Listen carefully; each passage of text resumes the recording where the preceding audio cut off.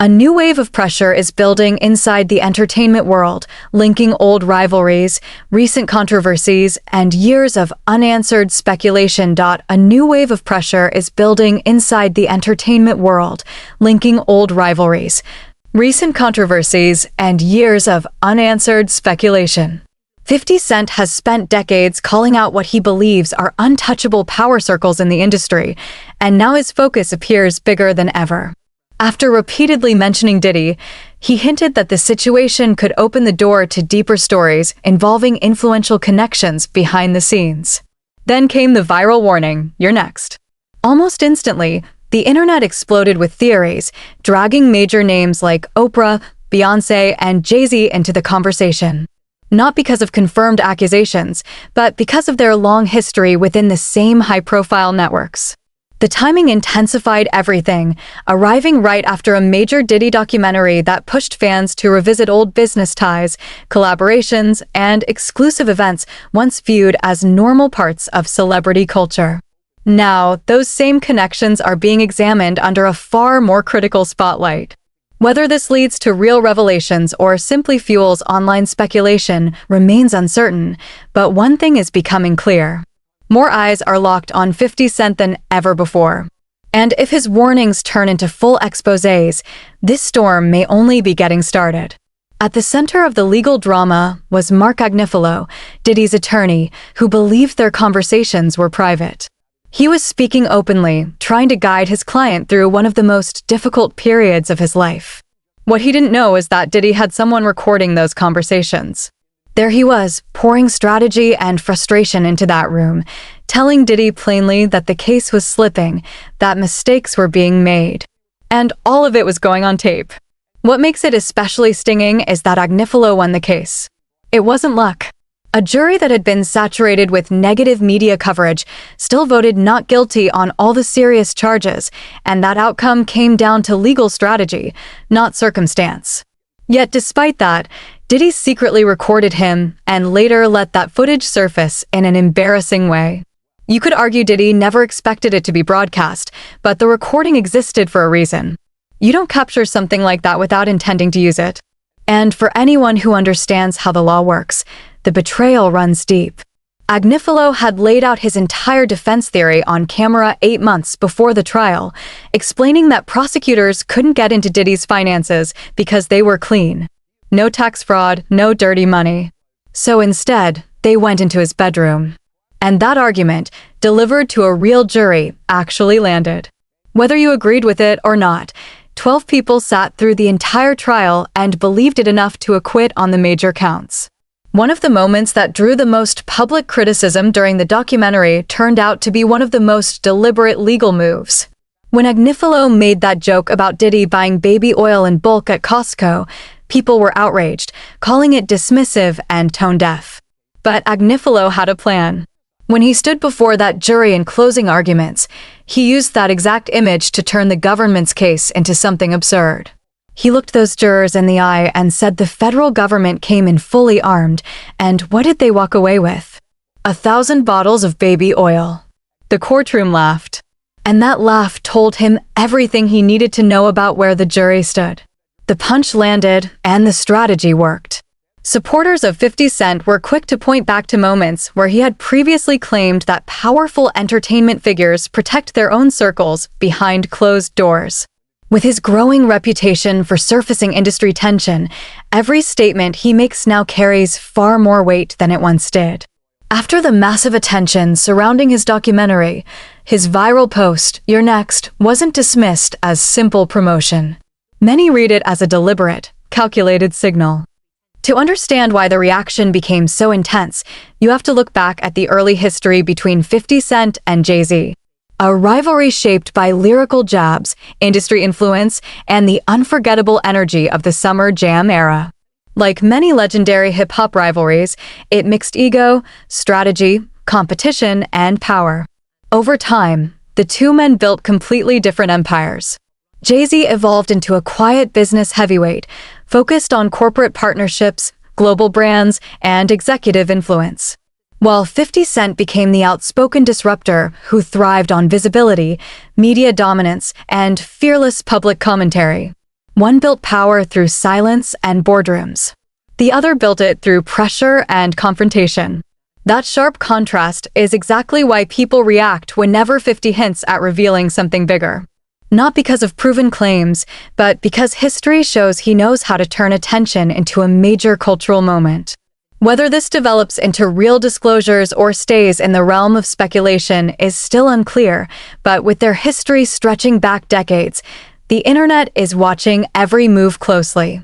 If you aren't already aware, 50 Cent has been receiving an extraordinary amount of attention for the Netflix documentary he made about Diddy. Sean Combs, The Reckoning is what it's called, and it climbed to #1 across Netflix, reportedly beating out even Stranger Things in viewership. Diddy himself responded, denying the stories and even attempting a cease and desist against the documentary. And in the wake of all that attention, a lot of people started asking the same question: who deserves to be examined next? For many, the answer kept pointing back to Jay-Z. The reason Jay-Z has drawn so much of this scrutiny is largely tied to how close he and Diddy actually were. At one point, Diddy was publicly calling him his brother and telling people that Jay-Z was the only person allowed to call him by his real name, Sean. That level of closeness, combined with the current climate, has led people to wonder whether there's something on Jay-Z's side that has been operating out of public view. No solid proof has emerged, but Nicki Minaj has been openly critical of Jay-Z for years, describing him as manipulative, accusing him of controlling narratives, and raising questions about Roc Nation's behind-the-scenes influence over the industry. Some of that starts to feel harder to dismiss when you look at moments like Jay-Z going on the Grammy stage to publicly call out the fact that Beyoncé had never won Album of the Year. Then, the very next year, she wins it. Whether that reflects genuine industry influence or coincidence, it sparked a lot of conversation about how much power certain figures actually hold over what the public sees and celebrates. Hot 97 famously rolled out a red carpet for Jay-Z in a way they never did for any other artist. That kind of preferential treatment has always existed, but now people are asking bigger questions about what it represents. The more pressing question being discussed online is whether 50 Cent is actually planning to turn that focus into a full documentary. On Instagram, he posted an unflattering drawing of Jay-Z, captioning it by sarcastically claiming he wouldn't post something like that. It was clearly a joke, but what came next got people's attention. Someone commented on the post asking simply, "He's next, isn't he?" And 50 Cent liked it. To verify whether that like was real and not a fabricated screenshot, a direct message was sent to the commenter, who confirmed it was genuine and said he was just as surprised as everyone else. That one interaction instantly became the foundation of a much larger online conversation. There's also something else people noticed. The documentary dropped on December 2nd. Jay-Z's birthday is December 4th. 2 days apart. To many viewers, that felt less like coincidence and more like a message. And with Nicki Minaj already having a well-documented history of public issues with Jay-Z, speculation quickly grew that she could eventually be brought into whatever 50 is building next. Jay-Z's connections to major power players like Diddy, Oprah Winfrey, and influential business circles have always been well-documented. While 50 Cent built a completely different image as the outspoken figure who answered industry silence with sarcasm, carefully timed posts, and public pressure. But according to many fans, this moment felt different from anything before. For the first time, a significant portion of the audience believed 50 was openly signaling toward the Carters, hinting that future projects could touch on deeper industry relationships. No verified evidence was presented, yet speculation exploded almost instantly because 50 has a proven history of turning online tension into real-world media moments. That momentum unexpectedly pulled Beyoncé and Jay-Z into the center of online discussion, driven more by public curiosity and internet theories than confirmed facts. Oprah's name resurfaced as well, largely due to 50's long-standing criticism of what he viewed as selective storytelling and uneven media focus in past interviews and documentaries.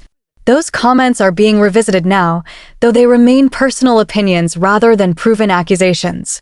There was also a personal layer to the tension, with 50 previously suggesting he felt overlooked after never appearing on her platform, which only added more fuel to an already expanding narrative.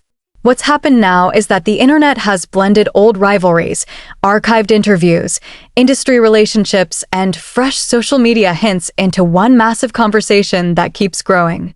Whether any of it leads to genuine revelations or stays trapped in speculation remains uncertain, but it shows just how quickly attention shifts back onto powerful networks the moment a major public figure starts raising questions.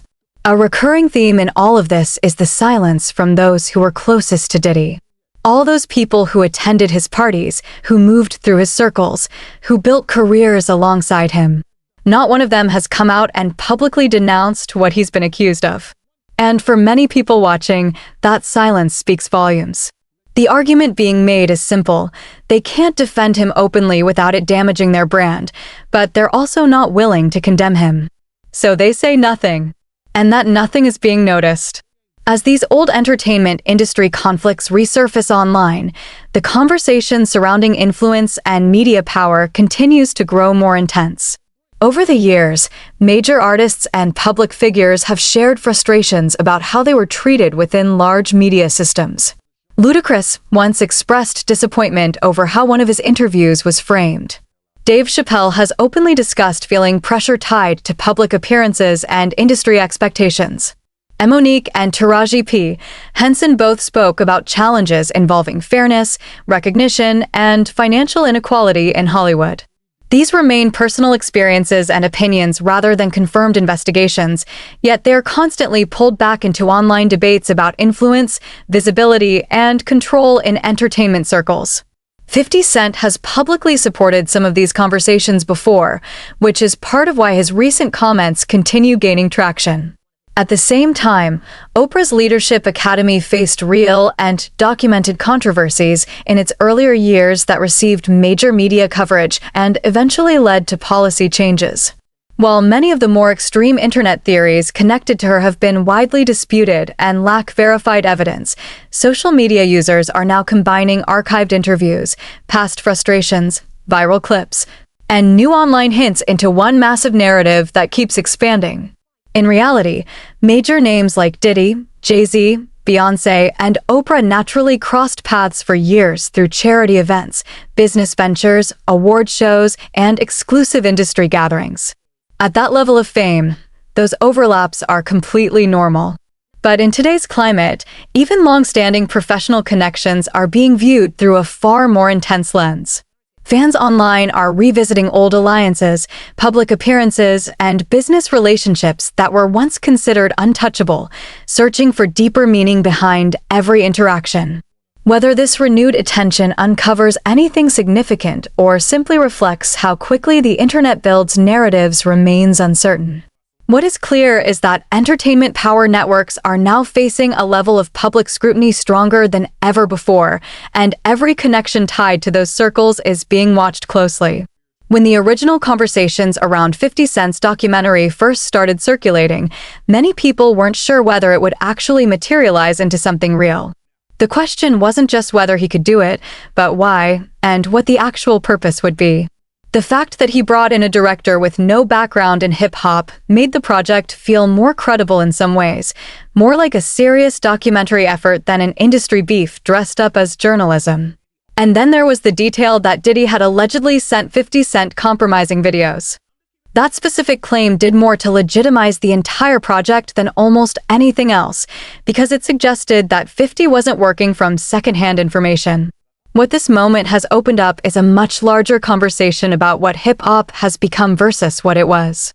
To many who grew up in that culture, the debauchery and corporate manipulation being discussed now have nothing to do with the art form itself. Hip-hop became something else, the argument goes, the moment it was recognized as a tool for influencing mass culture. Once certain groups understood how powerful the reach of the music was, it stopped being just music. And that transformation is what set the stage for everything being examined right now. To many supporters, 50 Cent's warning carries weight precisely because it doesn't feel random. It feels rooted in years of rivalry, past public statements, and visible industry connections. Over time, he's built a reputation as someone willing to challenge powerful entertainment systems openly, and that image is exactly why his comments continue dominating the conversation. A lot of people assumed the first Diddy documentary would stay focused on one individual, but instead it sparked a much wider discussion about influence, loyalty, and elite industry relationships. Now fans are revisiting old collaborations, exclusive events, business partnerships, and public appearances, not as proof of wrongdoing, but as part of a broader attempt to understand how power networks operate behind the scenes. That spotlight now extends across artists, executives, media figures, and public personalities who once moved through the same circles. In some cases, certain celebrities have quietly distanced themselves from past moments or shifted their public image over time. And during periods of controversy, audiences often interpret those changes as carrying deeper meaning. At its core, the conversation has become less about rumors and more about long-term accountability, influence, and who knew what within powerful entertainment spaces. As long as 50 Cent continues teasing future projects and media ventures, fans expect even more names and discussions to surface. Whether any of it develops into verified revelations or simply expands internet speculation remains uncertain, but one thing is undeniable. The spotlight on entertainment industry networks is only growing stronger, and public attention is unlikely to fade anytime soon.